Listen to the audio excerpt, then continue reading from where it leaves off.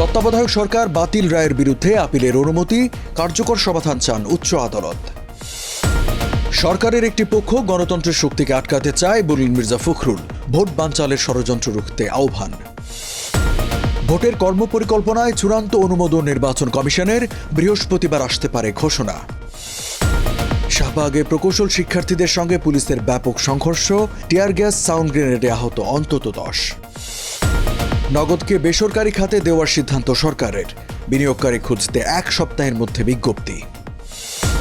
এবং যুক্তরাষ্ট্রে ছেলের আত্মহত্যায় সহায়তার অভিযোগ চ্যাটজিপিটির বিরুদ্ধে মা বাবার মামলা। আমন্ত্রণ প্রিভিয়াস নিউজ অব দ্য ডেতে, সাথে আছে আমি রঞ্জু ইফতেখার। এতক্ষণ দেখছিলেন সংবাদ শিরোনাম, এবারে জানাবো বিস্তারিত।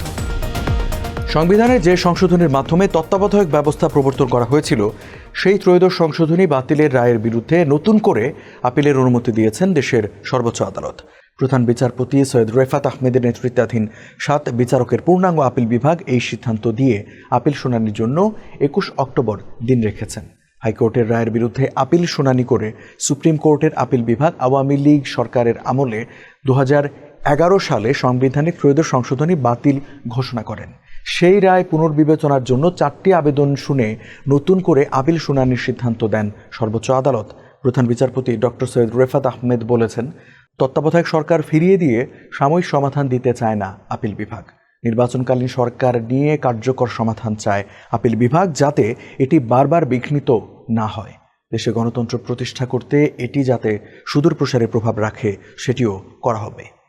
সরকারের ভেতরের একটি মহল গণতন্ত্রকামী শক্তির বিরুদ্ধে কাজ করছে বলে অভিযোগ করেছেন বিএনপি মহাসচিব মির্জা ফখরুল ইসলাম আলমগীর। এছাড়া ভোট বানচালের ষড়যন্ত্র রুখতে সবাইকে সজাগ থাকারও আহ্বান জানিয়েছেন বিএনপির এই নেতা।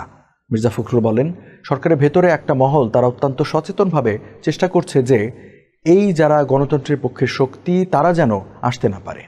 27 আগস্ট বুধবার রাজধানীর জাতীয় প্রেস ক্লাবের জহুর হোসেন চৌধুরী হলে এক আলোচনা সভায় একথা বলেন তিনি। এ সময় কিছু রাজনৈতিক মহল পরিকল্পিতভাবে নির্বাচনকে ব্যাহত করার জন্য নিত্য নতুন দাবি তুলছে বলে অভিযোগ করেছেন মির্জা ফখরুল। ক্ষমতাচ্যুত আওয়ামী লীগও ভোট বানচালের চেষ্টায় আছে বলে মনে করেন ফখরুল। এই ষড়যন্ত্র মোকাবিলায় নেতাকর্মীদের সতর্ক থাকার আহ্বান জানান তিনি।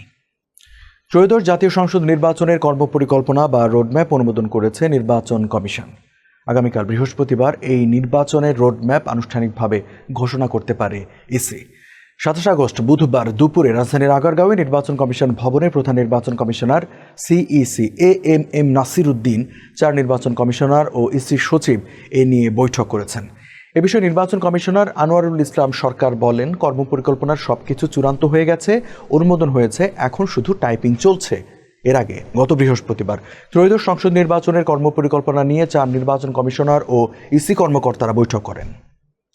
রাজধানীর শাহবাগে প্রকৌশল শিক্ষার্থীদের যমুনা অভিমুখে লং মার্চ টু ঢাকা কর্মসূচিতে বাধা ও লাঠিচার্জ করেছে পুলিশ।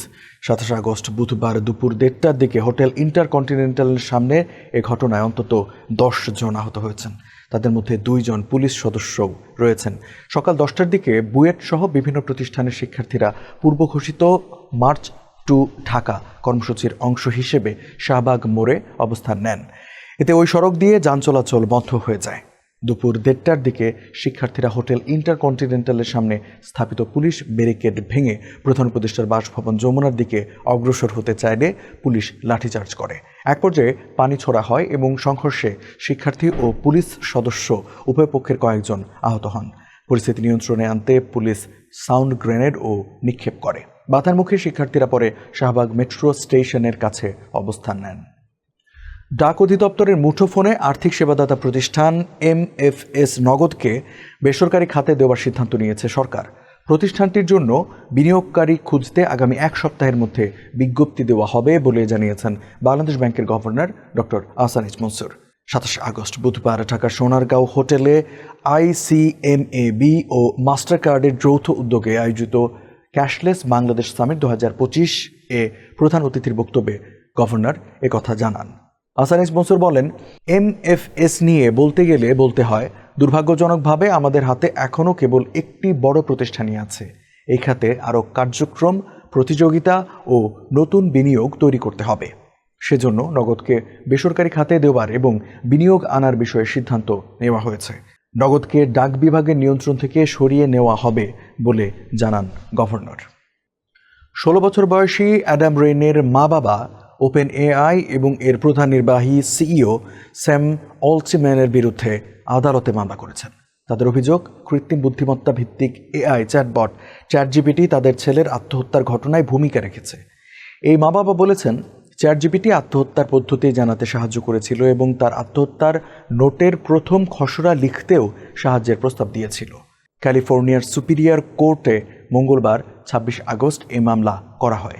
রেইন পরিবারের এই মামলা করার আগে যুক্তরাষ্ট্রে আরও কিছু অভিযোগ জমা পড়ে। এসব ঘটনায় পরিবারগুলোর অভিযোগ, এআই চ্যাটবট তাদের সন্তানদের আত্মহত্যা বা নিজেরাই নিজেদের ক্ষতি করার দিকে ঠেলে দিয়েছে। দর্শক, এই ছিল আজকে টিভিএস নিউজ অব দ্য ডেতে। এতক্ষণ সাথে থাকার জন্য ধন্যবাদ সবাইকে।